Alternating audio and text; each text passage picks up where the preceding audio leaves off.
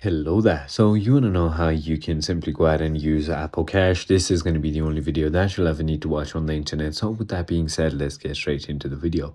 So Apple Cash is something that lets you send money via the messages or tap to cash, pay with Apple in stores, and then add funds from a debit card and transfer money to your bank, all managed in the wallet app by tapping your Apple Cash card to send, request, or view transaction. So all you need to do is first things first, go ahead and set it up. Go ahead and open wallet right over here, and then simply click on add. And then once you go ahead and click on add, you're going to simply go ahead and get the option to add Apple Cash, right?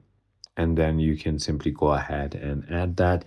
And once you've added it, all you need to do is simply go ahead and tap the plus icon or the Apple Cash and then enter amount, tap send, then double click the side button to authorize.